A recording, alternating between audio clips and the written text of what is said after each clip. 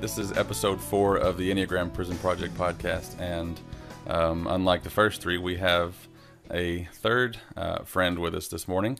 And so from Arizona, I wanted to check in and see how things are going your way, Vic. Things right now are going pretty good. I think like right now things are probably the best in my life that things have ever gone. Yeah.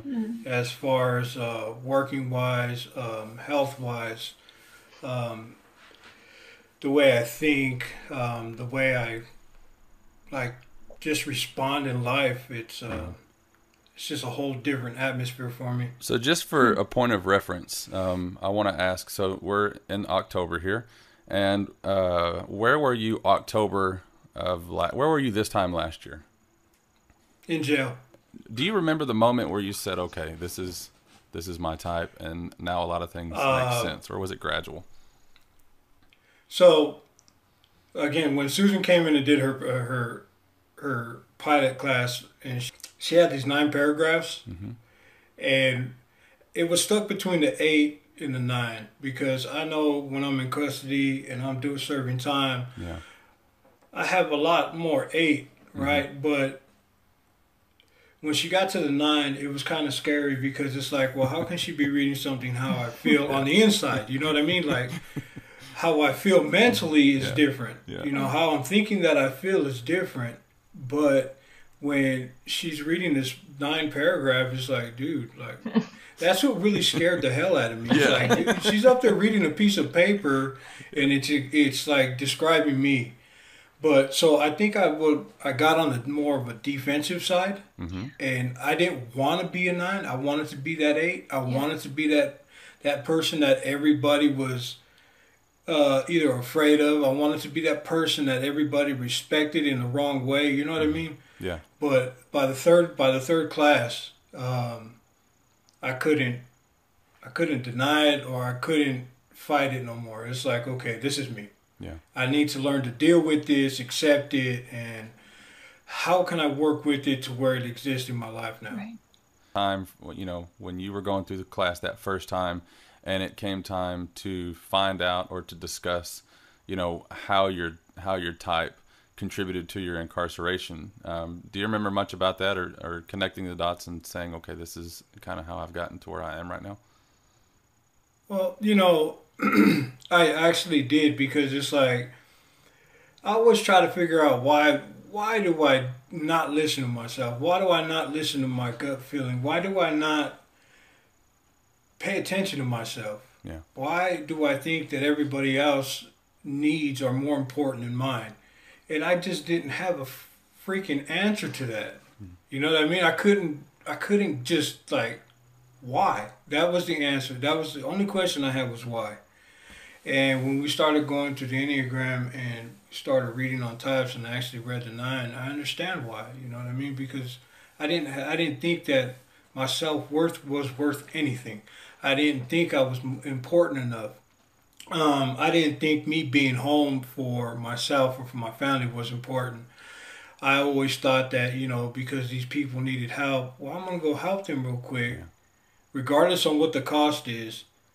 And when I did that, it was like people wanted me around, or, you know, they praised Vic. Like, hey, let's just call Vic. He'll do this. He can help us with this. And it was just like this one.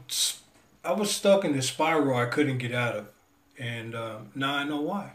I think is it fair to say that kind of was that a pivotal point for you? Did that first time going through class impact your time, at least as if not your life, at least as, you know, your time being locked up?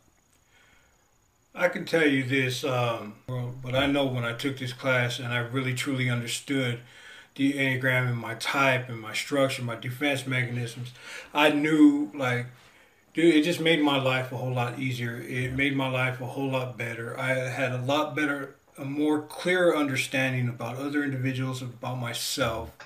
And to tell you the truth, when the class ended on the 12th week, because it was a 12-week pilot class, and when the class ended the 12 weeks, I was kind of heartbroken. Like, there was something that I was going to be missing, because it's like me going through this class made my time disappear. Because during this class, I was human. I was Victor. I wasn't an inmate. I wasn't wearing stripes. I was looked at as an individual, as a person. And I don't want to just gloss over the fact that you just said that you spent 16 years behind those walls. And people, you know, it's not like you just had a bad day and then went to prison. I mean, this was, and I'm not putting words in your mouth, correct me if I'm wrong, but this was a lifestyle. This was not just a couple of bad choices that you made somewhere along the line. This was the who you were as how you were living your life, right? Yeah, that was my lifestyle. Like, there was no other life that I knew. I didn't know how to live any other way. You know, I thought getting handcuffs put on me, you know, I went to prison like, okay, I'm cool. You know, this is nothing right here. I'll be gone for 5 years and I'll be all right. And I was already mentally prepared myself to where it's like, you know what, nothing else matters. The outside world is gone. I knew how to cut off civilization from behind the walls. I knew how to like distance myself from relationships and personal life than the life that I live behind the walls. And when I actually started learning about myself, I actually fought those answers. Like, no, this is not where I want to be for the rest of my life. This is not who I really am. And it's like, I wanted something different. I wanted a better life. I wanted to break this cycle. I wanted to prove not just to myself, but to society that anybody can change. Today, even on my worst day, I'm good. Like, I'm happy. Even on my worst day, I'm good. Like, there's nothing in this world that's going to defeat me anymore or to hold me back.